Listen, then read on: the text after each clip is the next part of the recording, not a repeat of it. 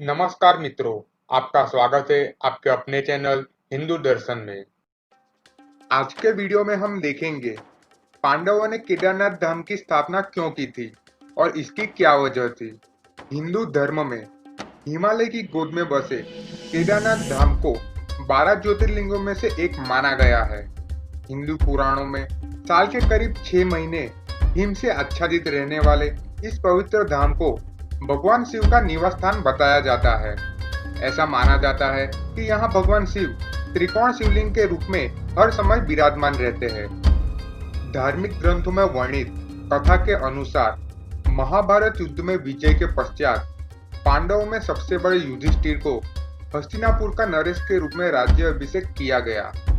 उसके बाद करीब 4 दशक तक युधिष्ठिर ने हस्तिनापुर पर राज किया। इसी दौरान एक दिन पांचों पांडव भगवान श्री कृष्ण के साथ बैठकर महाभारत युद्ध की समीक्षा कर रहे थे। समीक्षा में पांडवों ने श्री कृष्ण से कहा, हे नारायण, हम सभी भाइयों पर ब्रह्म हत्या के साथ अपने बंधु बांधवों का भी हत्या कलंक है। इस कलंक को कैसे दूर किया जाए।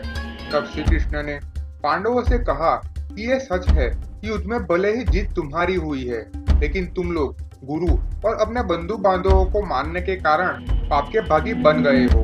इन पापों के कारण मुक्ति मिलना असंभव है, परंतु इन पापों से सिर्फ महादेव ही मुक्ति दिला सकते हैं।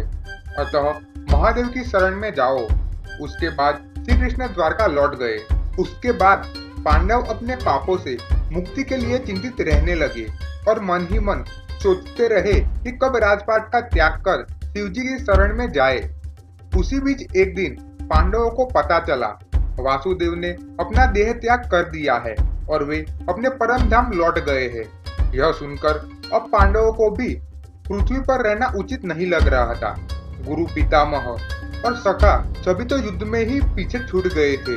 माता, ज्येष्ठ पिता और काका विदुर भी वनगमन कर चुके थे। सदा के सहायक श्री कृष्ण भी नहीं रहे थे।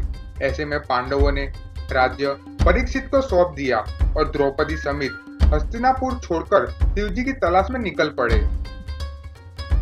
हस्तिनापुर से निकलने के बाद पांचों भाई और द्रौपदी भगवान शिव के दर्शन के लिए सबसे पहले पांडव काशी पहुंचे, पर वे उन्हें वहां नहीं मिले। उसके बाद उन लोगों ने कई और जगहों पर भगवान शिव को खोजने का प्रयास किया, परंतु जहां कहीं भी ये लोग जाते शिवजी वहां से चले जाते। इस क्रम में पांचों पांडव और द्रौपदी एक दिन शिवजी को खोजते हुए हिमालय तक आ पहुंचे। यहाँ भी जब शिवजी ने इन लोगों को देखा तो वे छिप गए, परंतु यहाँ युधिष्ठिर ने भगवान शिव को छुपते हुए देख लिया। तब युधिष्ठिर ने भगवान शिव से कहा, हे प्रभु, आप कितना भी छिप जाए, लेकिन हम आपके दर्शन किए बिना यहाँ से नहीं जाएंगे। और मैं ये भी जानता हूँ आप इसीलिए छिप रहे हैं क्योंकि हमने पाप किया है। युधिष्ठिर के इतना कहने के बाद पांचों पांडव आगे बढ़ने लगे। पांडव पीछा करते करते केदार तक पहुंच गए। भगवान शंकर ने तब तक भैंसे का रूप धारण कर लिया और वे अन्य पशुओं में जा मिले। उसी समय एक बैल उन पर झपट पड़ा। यह देख भीम उससे लड़ने लगे। इसी बीच बैल ने चट्टानों के बीच अपना सिर छिपा लिया, जिसके बाद भीम उसकी पूंछ पकड़कर खींचने लगे तो बैल का धड़ फिर से अलग हो गया और उस बैल का धड़ शिवलिंग में बदल गया। और फिर कुछ क्षण पश्चात उस शिवलिंग से भगवान शिव प्रकट हुए। शिव ने पांडवों के पाप क्षमा कर दिए। आज भी इस घटना के प्रमाण रूप केदारनाथ का शिवलिंग बैल के रूप में मौजूद है। भगवान शिव को अपने सामने साक्षात देखकर पांडवों ने उन्हें प्रणाम किया और भगवान शिव ने पांडवों को स्वर्ग का मार्ग बतलाया और फिर अंतर्ध्यान हो गए। उसके बाद पांडवों ने उस शिवलिंग की पूजा अर्चना की और आज वही शिवलिंग केदारनाथ धाम के नाम से जाना जाता है। क्योंकि यहाँ पांडवों को स्वर्ग जाने का रास्ता स्वयं शिवजी ने दिखाया था, इसीलिए हिंदू धर्म में केदार स्थल को मुक्ति स्थल माना जाता है।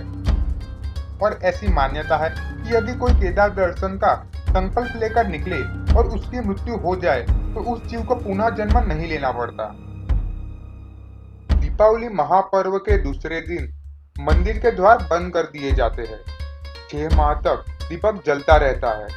पुरोहित मंदिर का पट बंद कर भगवान की डंडी को 6 माह तक पहाड़ के नीचे रूखी मठ में ले जाते हैं। 6 माह बाद मई माह में केदारनाथ मंदिर के द्वार खुल जाते हैं।